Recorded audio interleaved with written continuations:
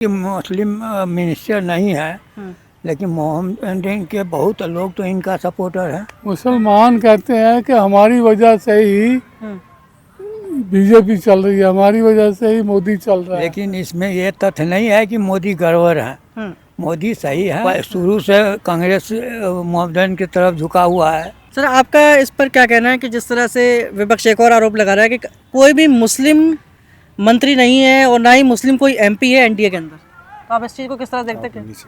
यही बतलाएंगे या इनसे पूछो। अच्छा, मैं नहीं बता।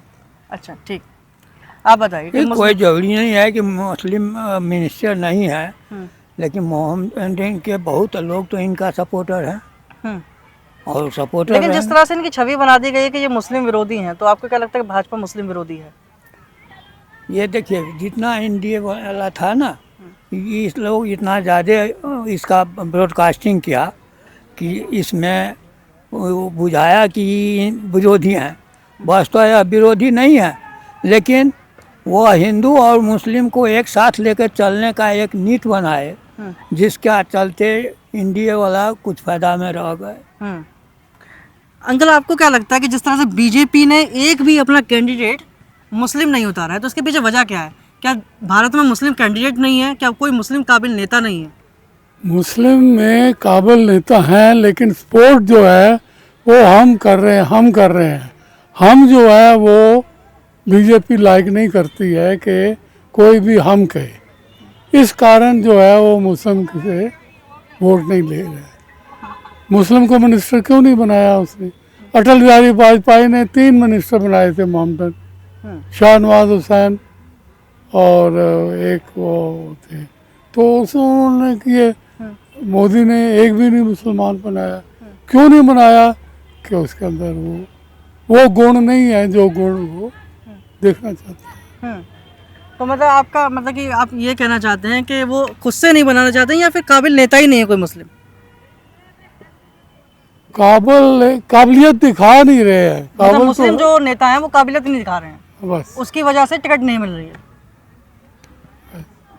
या फिर ऐसा तो नहीं है कि मुस्लिम जो नेता हैं वो भाजपा में आना ही नहीं चाहते? मुसलमान कहते हैं कि हमारी वजह से ही बीजेपी चल रही है, हमारी वजह से ही मोदी चल रहा है, तो इसलिए कहते हैं कि इनको किनारे कर दो।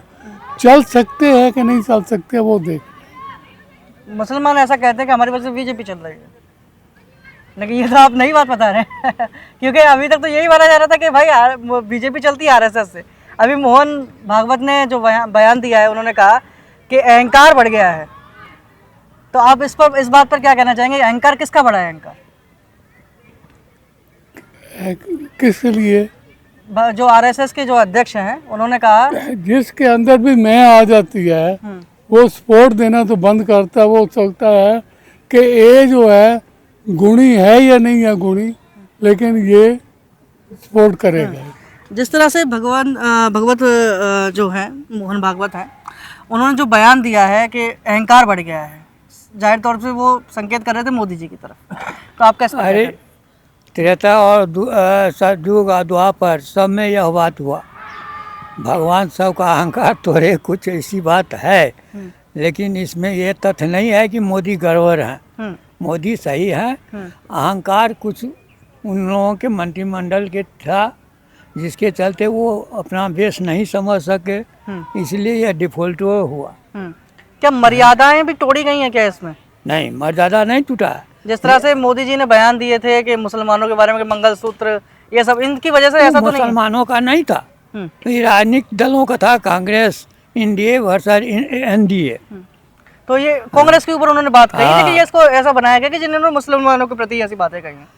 तो वो ऐसा था कि वो लोग शुरू से कांग्रेस मोहम्मदन की तरफ झुका हुआ है, वो उन पर प्रतिरोध करता था, वो इन पर लगाता था, लेकिन ऐसी बात है नहीं। ऐसी बात है नहीं।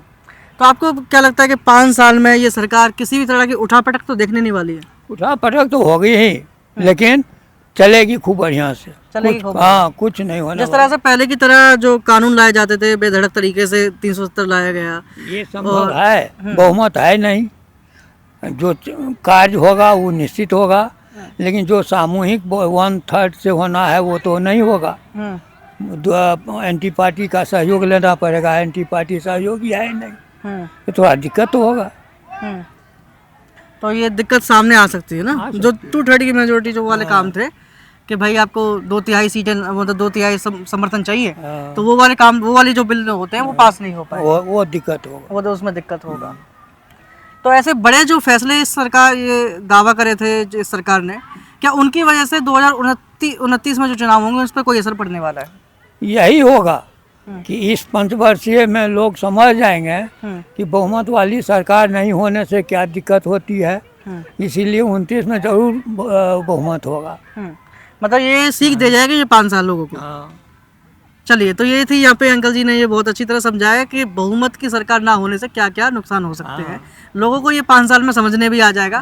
बहरहाल आप देख रहे थे न्यूज़ ट्यूब भारत, नए भारत की नई आवाज़।